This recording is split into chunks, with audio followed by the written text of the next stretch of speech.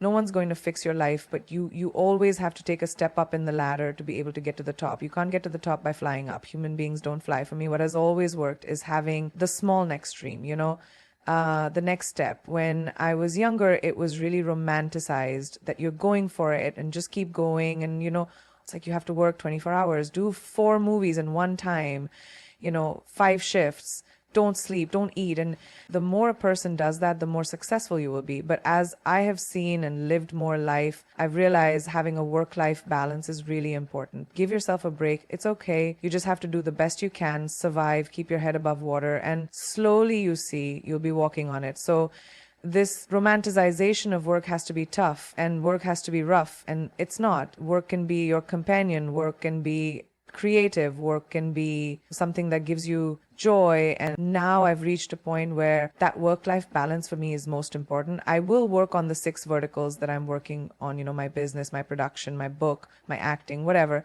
But when I switch off, I'm with my family, I'm at home, I watch movies, I do whatever I want to do. So then when I come back to work the next day, I have the focus to be able to do even more things. I started working in the States in 2010, and in 2001, after 10 years of working in the industry, I started with music and then pivoted into acting in America. So started in 2010, for context. In 2020, I got my first leading role. How long did it take me? 10 years. So people don't think about how much hard work, how much consistent knocking on doors, how much humility it takes to go to another country and start from scratch. But it required me to strip every single thing that I knew in India, and the laurels that I had achieved in India, the awards that I had won, the movies that I had done, the box office successes that I had seen. It required me to walk into rooms with extreme humility and introduce myself to people, to take my show real and say, this is the work I have done. I would love to work with you. You have to pound the pavement. You have to walk in. You have to be rejected.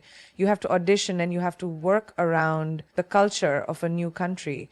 And that was so hard. I had to swallow the humility pill, and I was willing to do that hard work. And then 10 years later, I finally got my leading role in a movie. The tears that it took when you move to a new country with no friends, no family, working with people that don't know you and don't know what you are able to achieve. When I first started doing Quantico, my co-actors did not understand the hoopla around me. They were like, who is this person? Like, why are you, the leader of, that was the first time I got a lead role in a television series. And they just couldn't understand why. And it required me to just, be humble and say, I'm okay, this is a new environment. It's easy to go, fishing from your boat, but when you have to go deep sea diving, it's a completely different thing. So you have to learn according to your environment. So no, it wasn't easy. It was very hard. It took a lot of sweat, tears, and blood from me to finally be able to reach where I have reached. So when you say, I don't want to pass off the work that it took to get there and the time and the commitment that it took to get there. You have to shut off the noise. There are many people that will want to pull you down, but don't focus on that. Focus on the one person that believes in you. Focus on the little sliver of light that you might see, a little bit of inspiration that you might see. And that's the hardest thing to do, because you're bogged down by baggage. You're bogged down by shackles of people holding you down. So you have to really push forward. And that's just individual. Do you have that inside of you to fight that fight for yourself? Or are you going to wait for somebody else to do it? That's an individual choice. The point is to be able to walk into a room and not be judgy and say, who are you? What are you doing? You're different. You speak a different language. That's not cool. People speak different languages because they know more than you. They know other things that you don't know. The idea is to have your mind open to collaboration. The idea is to have your mind open to what is it that I can imbibe from someone else's knowledge. And I think I'm a student of life. I love different kinds of people and different things that people do. I'm not running as fast as I was. I'm thinking about the steps I take. I'm in a really comfortable, content place when it comes to my life, and the choices that I'm making are mine and are not defined by other people or the validation that I probably needed when I was younger. So I think that's made me a little bit more happy and calm. Why am I lucky enough to have the life that I do, and some other woman somewhere else with the same desires, same ambitions, same, needs, doesn't have any of it? I really think about that a lot. It makes me feel like there must be something I did right. I wake up every day with a sense of gratitude, and I wake up every day with wanting to give back, whether that's with the person that is standing right next to me or whether that is a life choice that I might make. But giving back, I think, is so crucial when it comes to being grateful. I'm highly grateful for everything that I have. And I do think that maybe I did something right, that I've been blessed with the opportunity of having the life, being born to the parents that I was, being able to have the opportunity of making my own choices, having agency in my own life. If you think about women around the world, so many don't have that. The complete choices are made for themselves. But my parents told me, you have to have your opinion. It can be very scary. I mean, this generation of girls is fearless, and there's so many girls that take charge of their own lives and they say, I'm not going to fit into the cookie cutter mold that probably my mother did or my grandmother had to. And it's so, like, I have goosebumps right now just thinking about it. I meet so many young women who have changed the trajectory of their families because of the choices that they've made.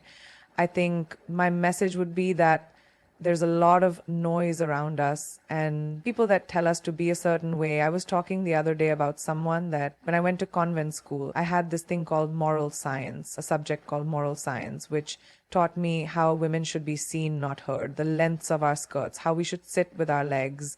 There's so much that has been told to women that to be a good girl, you have to be a certain way. Good girls don't make history, bold girls make history.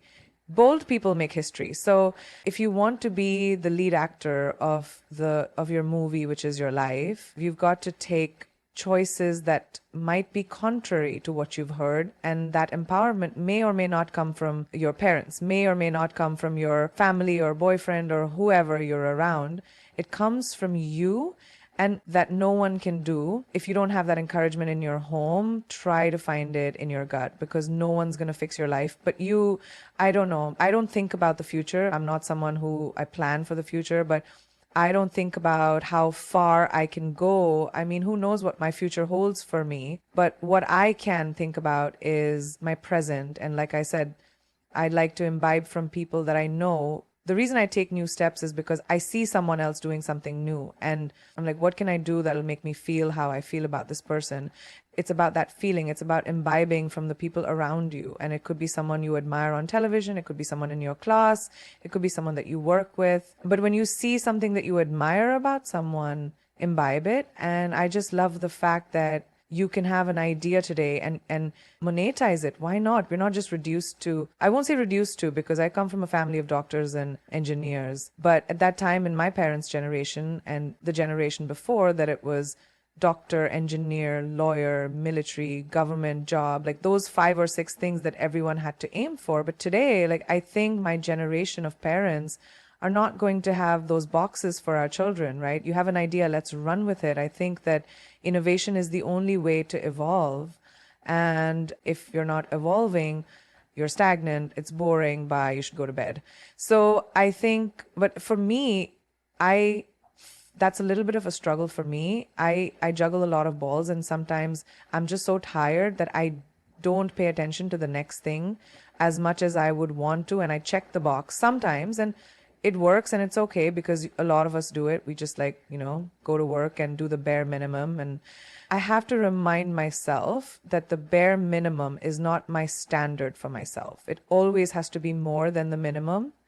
And you have to remind yourself to take some time. You just have to take some time to whatever you want to do, go to bed early, have ice cream, just feed your soul. When you feed your soul as a human being, when you're with your family, your friends, you laugh a little, you bring joy, innovation happens, creativity comes from a place of feeling good with yourself. And I think the most important thing is to feed who you are.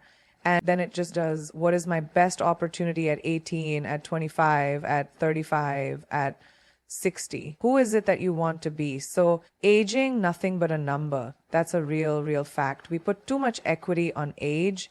It just doesn't matter. What matters is what you do about your life in the moment right now. Keep the people around you that are your champions. And maybe this is also something I realize when I'm older, but I tell young people this all the time. Do not hang around with poisonous people. Do not keep people around you that are toxic, that mess with your brain. Keep people around you that are genuinely happy for you only. People that are genuinely happy for you, and whether If that's two people, you're a rich person. I think the meaning of life is having purpose. We're born and we'll die. What you do in between that is your legacy. And if your legacy is, walking with sand between your toes and living in a shack and being happy and meditating, sure, it's an individual choice. Success is very subjective. To each person is their own. My success might be completely not attractive to somebody else's success. The equity that we put on, you're most successful, one of the most successful people on the planet, would have that's my version of it, but somebody else's version of it could be completely different. But I really believe that what your purpose in life and what you do between birth and